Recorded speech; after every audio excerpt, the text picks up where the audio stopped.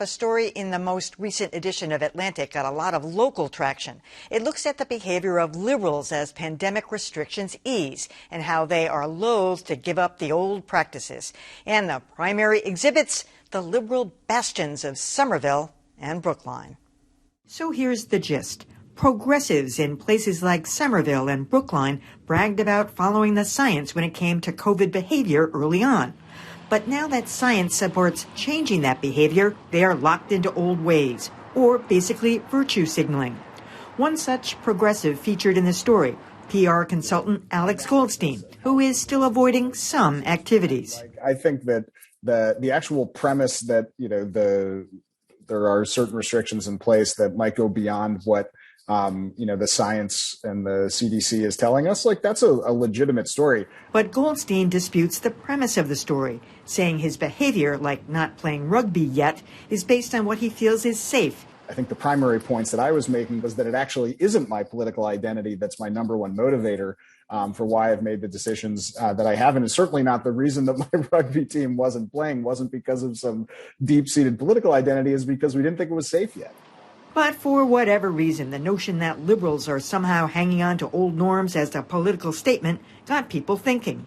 The Globe picked up the story from the Atlantic, and hundreds of commenters followed. So what was it about this story? Well, I think part of it is that no matter where you fall in this conversation, you can see yourself in it, because you just lived through it. And one more point Goldstein makes. Following the science in the beginning made sense. But what's wrong with not following it now? I'm not totally sure I can wrap my arms around how my personal decision to keep a mask on, if I wanted to, is going to harm people around me.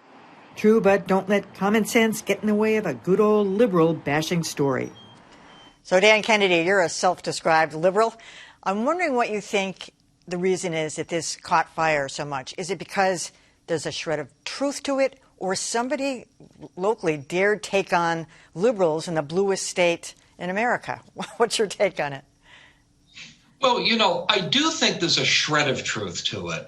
I wrote my GBH news column this week on basically the theme of the end of the pandemic is in sight. Let's celebrate. And I got a lot of pushback from my fellow liberals, some of whom sound like they want to wear masks through the rest of the decade. But I do think there was also an element here of Emma Green of The Atlantic, starting with a premise and then going out to look for evidence of it and not really finding all that much. But it was still a great talker, and sometimes that's what people are looking for. Frankly, The Atlantic is a terrific magazine, but they also run a lot of clickbait. And this article was kind of clickbaity. Got me. It got me too. I do agree that this was probably more about getting clicks, about getting readers than anything else. Well before the pandemic came along, if someone had told me that the whole issue of wearing a mask or when not to wear a mask would become something that's quite political, I would have been stunned. How in the world could a mask rise to that level? Well, we know anytime you have any kind of conversation around wearing a mask, being a liberal, being a conservative, it gets a whole lot of attention. And so, look, I have to think that when they were sitting around with this whole notion of let's go out, as Dan was suggesting, and find or confirm this story, it was a given that it would get this kind of attention. You put politics and masks together, no matter whether it's liberals or conservatives, it's a story everyone will pick up. Yeah, I think the thing is, this is one of those things where it feels true. So you go out looking for it and then the reporting doesn't really bear it out. Her reporting in this is so thin. And she uses an example from Somerville from the fall before people were even vaccinated. She's conflating a lot of things like mask wearing and, going back to school. I just feel like this was like a thin piece that didn't really hit the mark, but they went ahead with it because, they knew it was kind of controversial. But let's also just be honest that this isn't really, I don't think it's really a political identity issue. I think the issue is if you're someone who took the pandemic seriously and you're a person of color who lives in a community where you saw these people around you dying, you have trauma and PTSD you're still working through. You may just have a bit more anxiety about this than someone that didn't take the pandemic seriously and went about their business. So it's not like people who continue to live their lives as if nothing was going on have embraced science by continuing to go to parties. It's just that if you didn't do those things, now you're going to have to adjust another time to your reality. And that just takes time for people who, look, I mean, we lost 500,000 people in this country. Like, there's real stuff to work through here. I'm a big fan of Emma Green's religion reporting. I think she does a great job on that beat. I've pushed her stuff out on social media.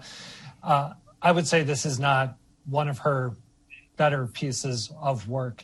She quotes an expert in the piece, a purported expert, who says that because people on the left are slow to take off their masks, that is increasing vaccine hesitancy among conservatives.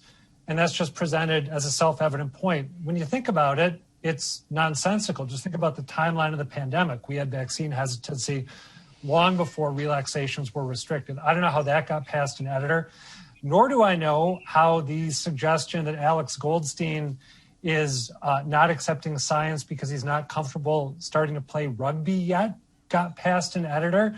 That's squarely in keeping with all the science that we've heard over the past year plus about COVID. That's the sort of thing you want to avoid.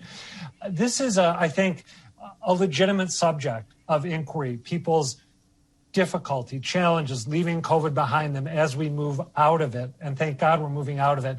I wish the Atlantic as an institution had done a much better job and taken it more seriously. Yeah, they kind of rushed it, Adam. I mean, it wasn't a lengthy piece. And Alex Goldstein told me, by the way, that interview was a month ago. So it wasn't really even up to date, because he also told me his rugby team's about to start playing, but they weren't vaccinated a month ago. So, yeah. Well, and that's another crucial point. I mean, I'm so glad Susie brought up the human toll of COVID. Yeah. It's always worth reminding ourselves how many people died.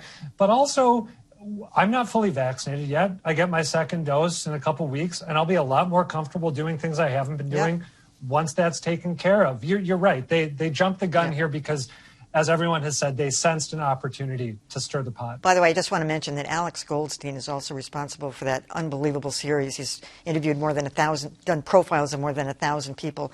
It's called Faces of COVID, and if you haven't seen it, it's really terrific.